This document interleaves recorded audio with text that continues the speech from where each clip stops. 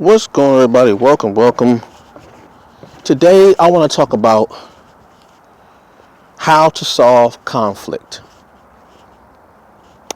Now, a conflict is an issue, a problem, a situation, and everyone goes through different types of conflicts. It could be an argument, it could be you come up against a problem at work, friends, family, loved ones, stranger, whatever.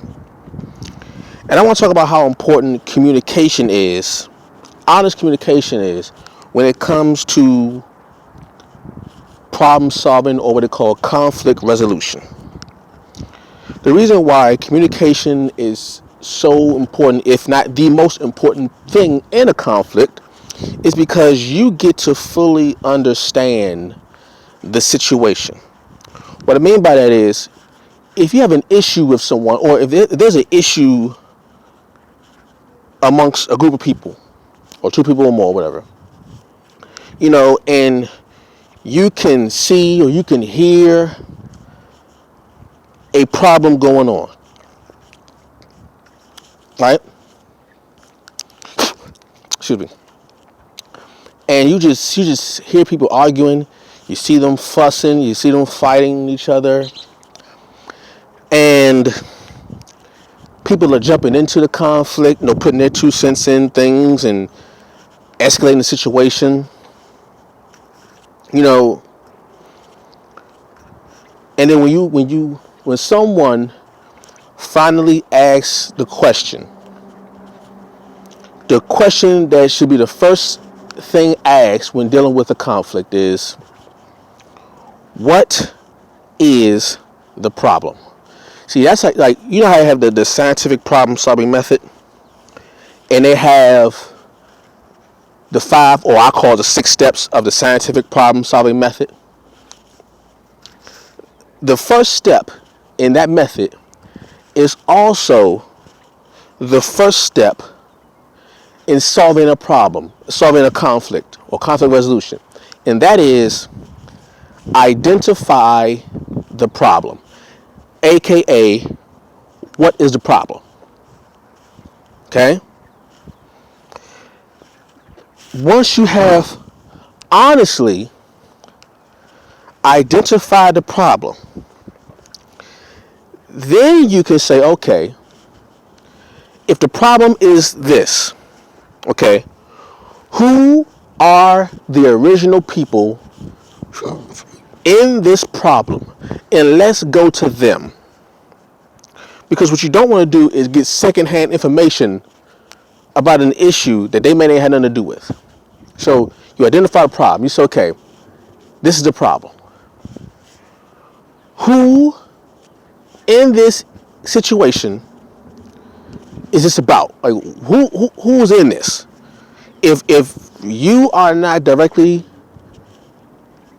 involved in this conflict, remove yourself. Remove the variables. Okay?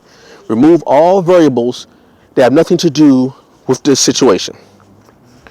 Once you have removed all variables, you can now begin to solve the problem, resolve the issue, conflict resolution.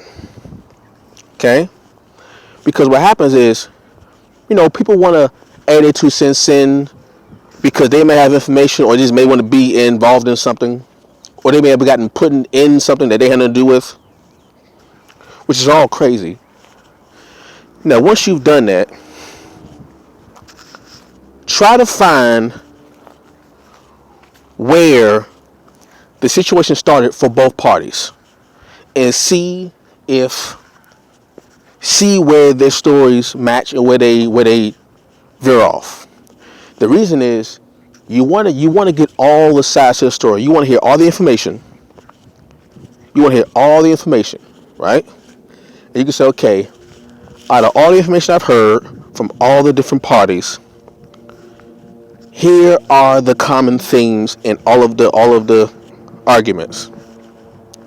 Once you have found the common theme,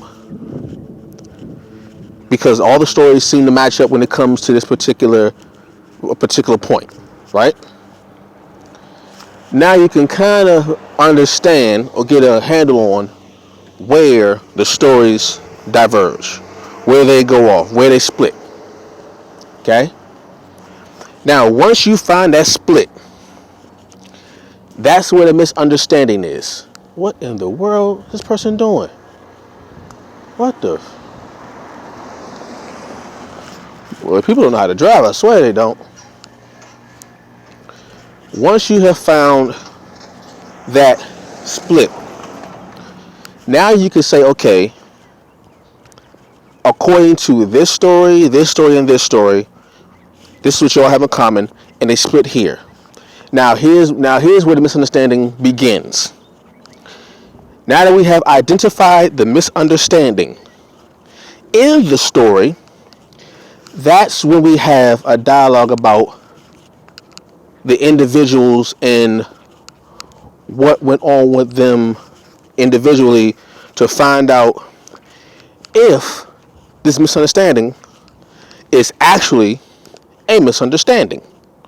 Because maybe you may have an issue with someone that they don't even know about, which happens a lot of times when people get upset and feelings get hurt and words get said, and you say things to each other that you normally wouldn't have said in any other circumstance. And then when the story comes out, the full story comes out, you realize that, wait a minute, hold on. You're upset about something that I had nothing to do with. However, you're taking the issue out on me, and I don't know what your issue is, so I'm mad because you're mad at me, and I don't know why you're mad at me. So I'm mad at you for not telling me why you're mad at me. You see that? And what happens when it comes to people being upset, like I said, ego gets involved. Everybody wants to be right. No one wants to be wrong when you are arguing your point. No one wants to be seen as the one who was wrong in the situation. No one wants to be seen as you made a mistake. You said something wrong, but you were wrong in what you said. You know, you said this to this person, but come to find out, they didn't have anything to do with the problem. But you have a problem with that person, they don't even know about it. You see, ego is the quickest way to cut off communication. Once ego gets involved, you know, everybody turns blind and deaf when ego gets involved, because no one wants to hear the other side, even though no one even knows where the argument or where the fight or where the feud originated. That's why I always say, never ever make emotional decisions. I don't care what it is. Unless you are saving someone's life, when it comes to about 95 to 99% of the things that you deal with, most of the time,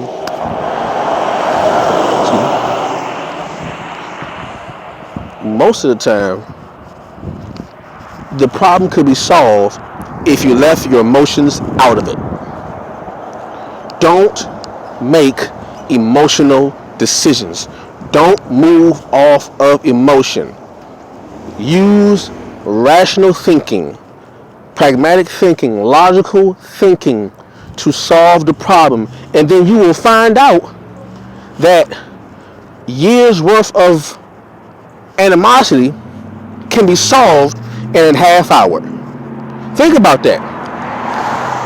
Years worth of feud and years worth of not speaking to someone, years worth of silent treatment can be easily wiped away with just a conversation that can take as little as 15 minutes, as more as a half hour. It can be done and say, oh, wait a minute, it ain't really that deep. And see, once that goes away, The ego will say, let me apologize to you, or I apologize to you because I said some things that I should have said. And we both said some stuff that wasn't right, and it created a rift between us that didn't need to happen. I'm sorry, man. I'm sorry. Like, come on. My bad. Can you forgive me for the things I've said? You're going to find like, you know what? My bad too. I'm sorry. And then problem solved. But see, ego won't allow you to admit when you're wrong, and ego won't allow you to correct your mistakes. Ego always says, I'm right. Ego is never wrong. Ego always says, I'm right. But ego could be the main reason why you will always be wrong, thinking that you're right. So, communication solves conflict. So think about that. Communication solves conflict. Thank you for listening. I'll catch you all later. Peace.